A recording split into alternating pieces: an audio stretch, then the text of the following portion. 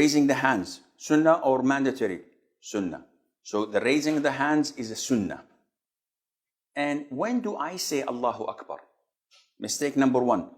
Allahu Akbar. This is wrong.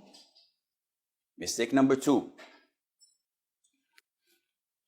Allahu Akbar. Whoa. If these are two mistakes, then what should I do?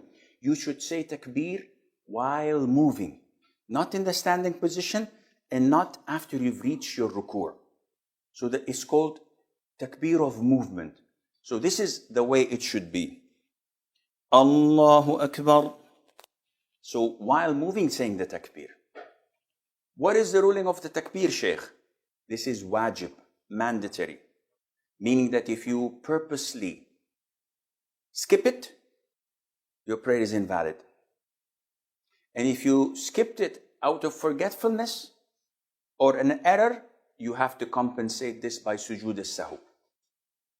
So I go to the ruku' position. And what I do is the following. Allahu Akbar. Now in the ruku' position, I have to do the following. Number one, my palms of the hands are spread and grabbing my knees like this. So the fingers are spread. My back is straight. So it's not like this, and it's not stretching out downwards. The sunnah is to keep your back straight, as if someone puts water on it, it will remain. It would not spill. I don't know how bad I'm doing this or how I'm doing this. I don't see myself, but I try my level best.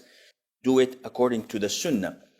The head, as described in the hadith, should not be pointed up like this, and it should not be tilted down like this. So it should be normal way of doing it. So this is the ruku'. Now you ask me, where should I look, Sheikh?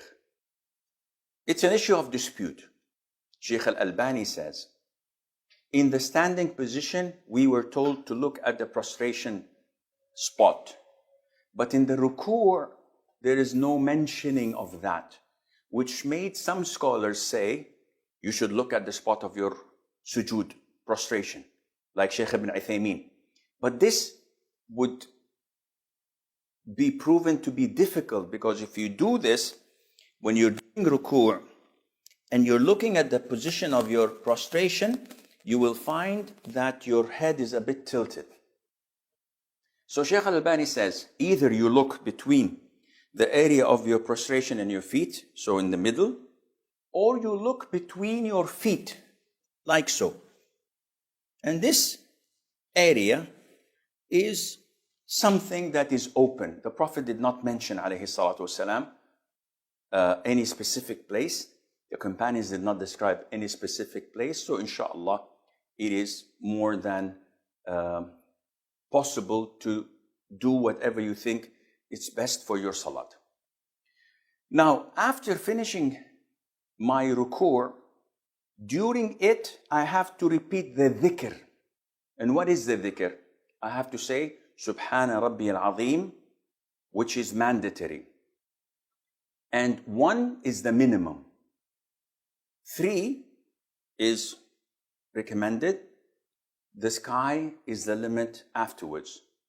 I can say Subhana Rabbi al-Azim. I can say Subhana Rabbi al-Azim wa bihamdih.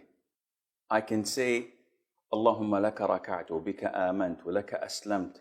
خشع لك سمعي وبصري وعظمي ومخي وما استقلت به قدمي. Different kinds of dhikr you can say. The minimal requirement is 1, Subhana Rabbi al-Azim. This is mandatory. You cannot play with it. So we say, Subhana Rabbi al-Azim, while I'm in the ruku'. Among the mistakes people do is like this. Subhana Rabbi al-Azim. So they say it while going down or coming up. And this is not valid. You have to say it when you are totally in ruku', relaxed, every bone is back to its place, by saying Subhana Rabbi al-Azim وبحمده once, enough. Then while rising up, you say, سمع الله لمن حمده, and you raise your hands again. So we raised our hands in the inauguration takbir. We raise our hands when we go for ruku'. We raise our hands when we rise up from ruku'. And this is the sunnah according to the hadith of Abdullah ibn Umar, may Allah be pleased with him, in Sahih al-Bukhari. And he's describing the Prophet's prayer, alayhi salatu wasalam. And we say, Sami Allahu liman hamidah. This is mandatory for an individual praying on his own, for an imam leading prayers, for worshippers. And I follow that by saying, رَبَّنَا لَكَ الْحَمْدُ رَبَّنَا وَلَكَ الْحَمْدُ اللهم ربنا لك الحمد اللهم ربنا ولك الحمد. Either one of these four does the job. And this is said by the imam, by the individual, and by the followers.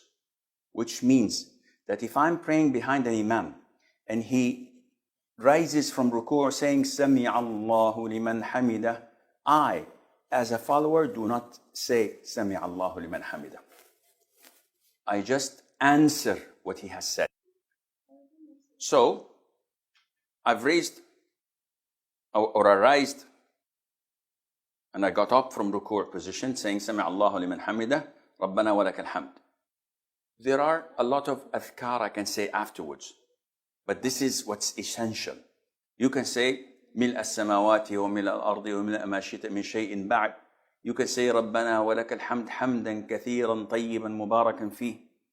And do I place my hands on the chest or leave it on the sides? Either way is possible.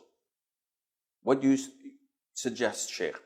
I personally follow the hadith of Wa'il ibn Hujr, which says that whenever the Prophet ﷺ rised from ruku', whenever the Prophet ﷺ stood up, he used to put the right on the left on the chest. So now after I've risen from ruku', what is this position called? Is it sujood? Is it ruku'? What is it? It's standing up. So according to the hadith, then I should do this. The majority of scholars say no, you have to put it on your side. But there is not a single hadith that stated that the Prophet used to put his hands on his side in any position. So it's an issue of dispute, but akhi, again, this is a sunnah. You put it on your chest, you put it on your side, there's no problem. Don't make an issue out of it. Don't label people or classify people or think that people are better than you or worse than you. No. Just leave it as it is. This is the conviction. Leave them. So I'm in the ruku' position. Subhana Rabbi al-Azim wa bihamdih. Sami'a Allahu liman hamidah. Rabbana wa laka al-hamd hamdan kathiran tayyiban mubarakan fih. سمع الله لمن حمده.